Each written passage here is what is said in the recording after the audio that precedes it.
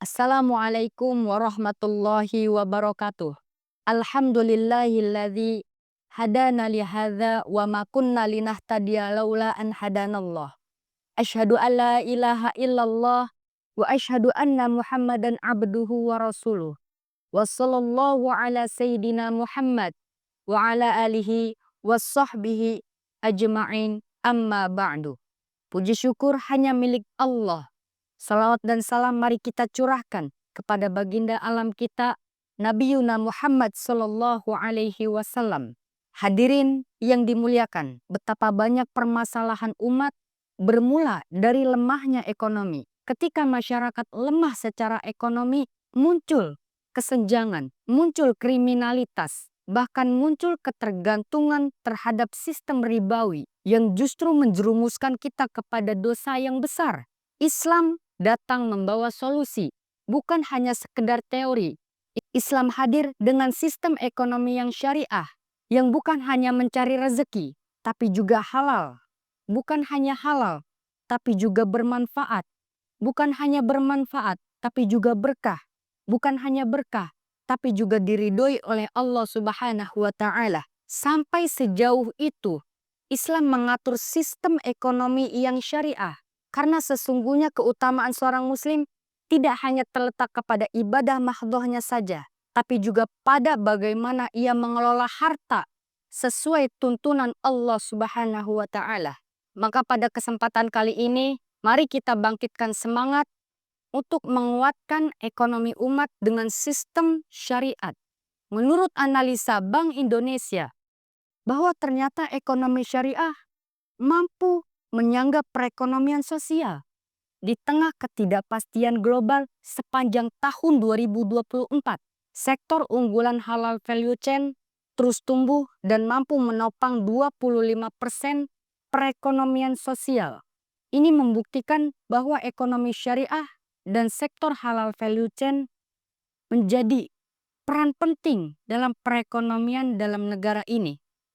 Hal ini didukung oleh beberapa sektor halal value chain, sektor halal makanan dan minuman, sektor fashion muslim halal, sektor pariwisata ramah muslim, dan sektor pertanian. Lalu, di mana peran kita sebagai Islam Indonesia dalam menyikapi hal ini? Maka disinilah pentingnya kita menjadi pelaku dan penggerak ekonomi syariah. Bukan hanya sekedar konsumen, bukan hanya sekedar penonton, tapi juga pendorong, penggerak, dan menghidupkan ekonomi umat sesuai tuntunan Allah. Pertama, mulailah dari diri sendiri, pilih yang halal. Jangan hanya bangga menjadi umat Islam, tapi masih menggunakan produk atau sistem yang tidak sesuai dengan syariat. Ingat, mulailah dari diri sendiri, pilih yang halal. Bahkan menabung, menaruh uang di bank syariah. 2. Dukung UMKM halal dan produk muslim. Ekonomi umat akan menjadi lebih kuat jika kita saling mendukung satu sama lain. Dan jangan meremehkan produk lain hanya karena mereknya belum terkenal.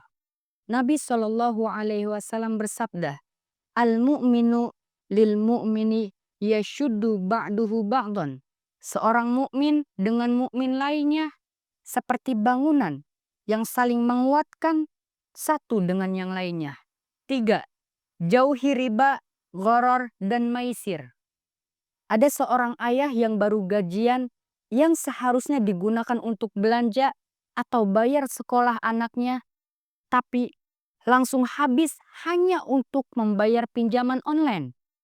Akhirnya istrinya marah, anaknya kecewa, rumah tangga menjadi hancur hanya karena pinjol. Kenyataan ini bukan hanya sekali dua kali. Menurut data OJK, ada lebih dari 24 juta rekening aktif pinjaman online di Indonesia. Yang total jumlah pinjamannya sampai mencapai 51 triliun.